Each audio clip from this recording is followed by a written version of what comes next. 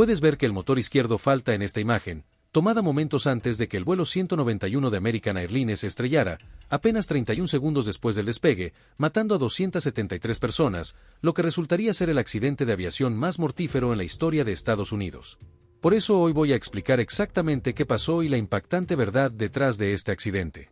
Nuestra historia comienza el 25 de mayo de 1979, cuando 13 tripulantes y 258 pasajeros abordaron el vuelo 191 de American Airlines, en lo que se suponía sería un vuelo de rutina de Chicago O'Hare al Aeropuerto Internacional de Los Ángeles.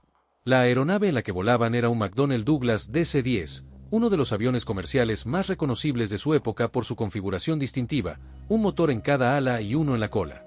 Por la época en que se construyó este avión, los aviones con 3 motores generalmente se consideraban una opción más segura para vuelos de largo alcance, especialmente sobre el océano abierto.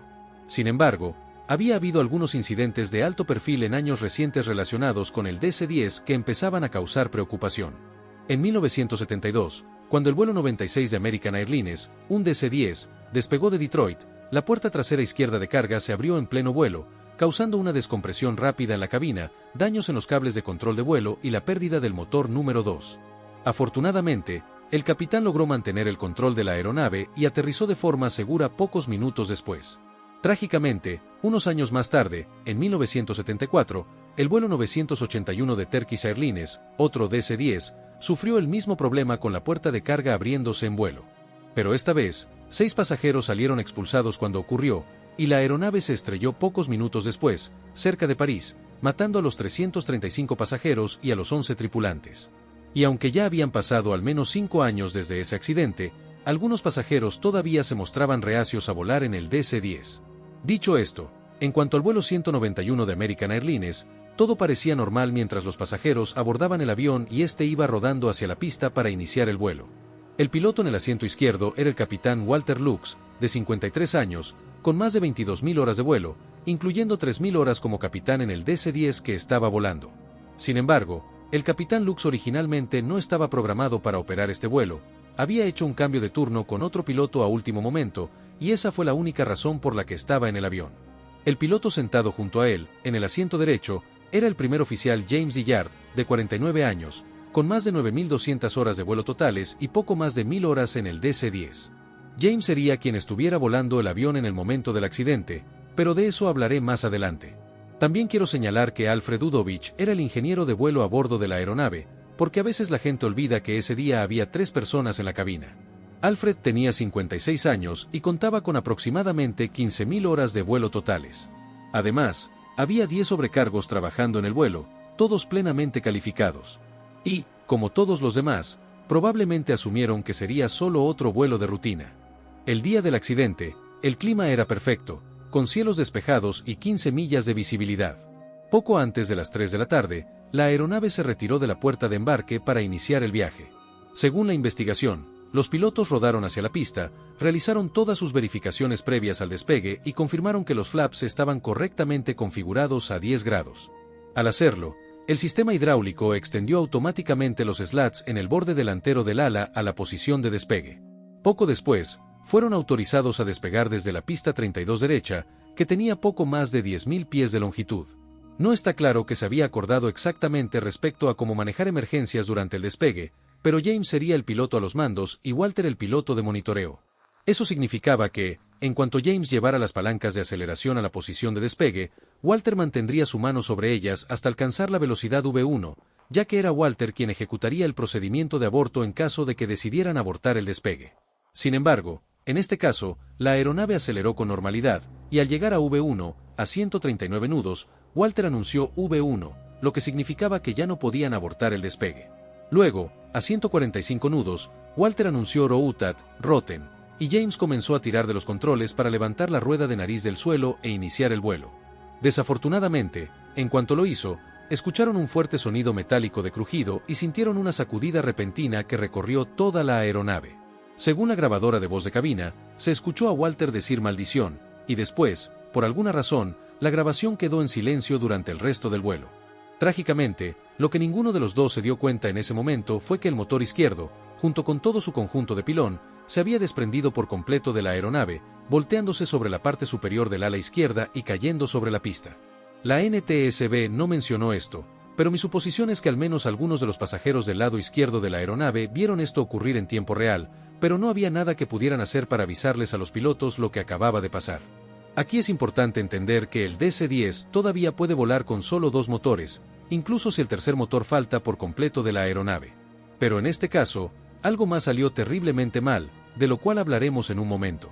Por ahora, James inicialmente logró mantener la aeronave ascendiendo, alejándose del suelo, con una actitud relativamente nivelada de alas mientras ajustaba el cabeceo del morro para mantener V2, que era 153 nudos, su velocidad de seguridad con un motor inoperativo.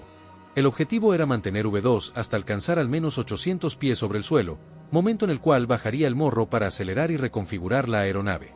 Desafortunadamente, a pesar de que los otros 2 motores funcionaban perfectamente normal, James solo pudo ascender hasta unos 325 pies antes de que la aeronave comenzara a rodar hacia la izquierda. Como resultado, intentó aplicar alerón derecho total y timón de dirección derecho para tratar de que la aeronave volviera a rodar hacia la derecha, a la posición de alas niveladas, pero no funcionó. Admito que es posible que Walter también intentara hacer lo mismo, quizás con ambos pilotos luchando al mismo tiempo por salvar la aeronave, pero esta siguió rodando hacia la izquierda hasta llegar a una inclinación de 90 grados hacia la izquierda, perpendicular al horizonte. Y se estrellaron justo al final de la pista, apenas 31 segundos después de despegar, matando a todos a bordo del avión, así como a 2 personas en tierra. Y antes de hablar sobre cómo pasó esto, quiero señalar que creo que una de las partes más terribles de toda esta historia es que la aeronave contaba con un sistema de cámara en la cabina que ofrecía a los pasajeros una vista de circuito cerrado del despegue en sus pantallas. No sabemos con certeza, pero es posible que hayan visto con horror cómo la aeronave se precipitaba hacia el suelo. La investigación sobre lo ocurrido comenzó casi de inmediato, y el equipo GO de la NTSB llegó en cuestión de horas para empezar a recolectar evidencia.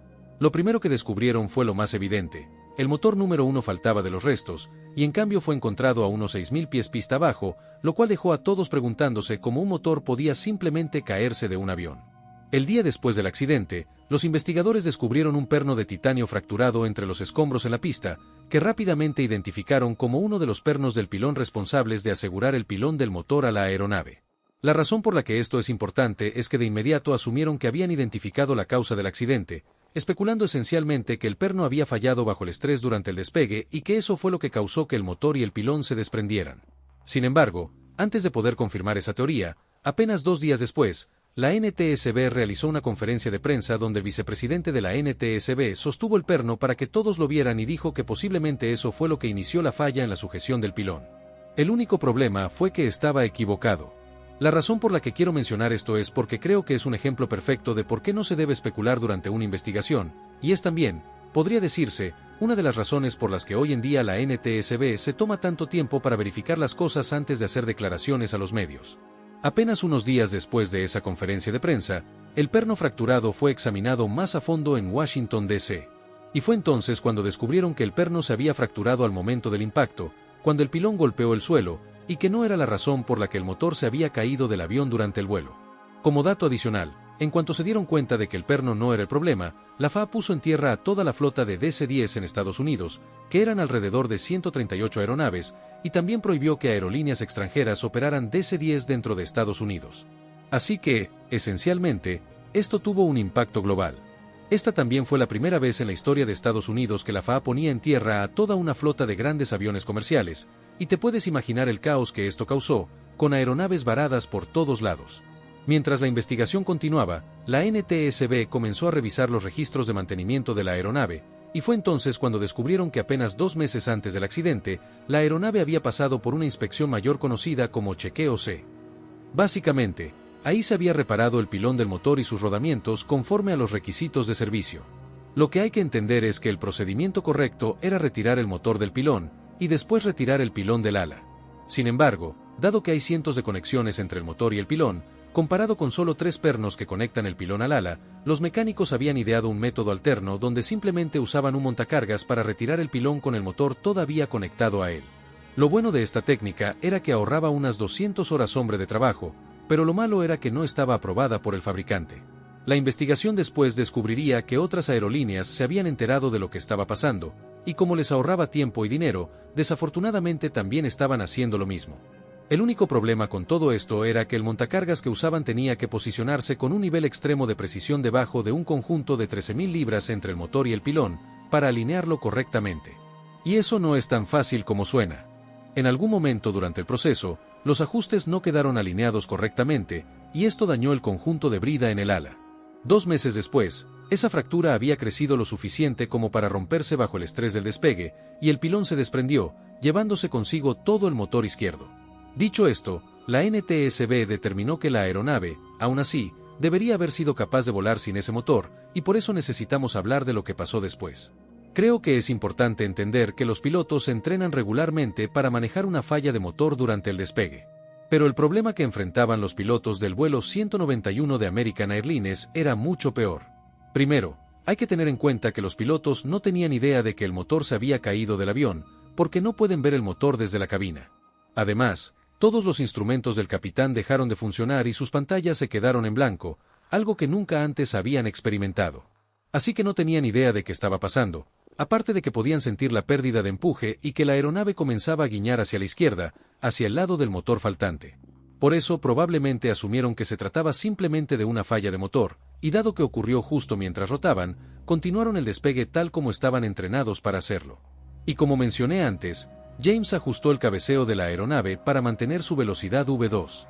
El único problema fue que, cuando el motor y el pilón se separaron de la aeronave, también cortaron las líneas hidráulicas, así como parte del cableado eléctrico en el ala.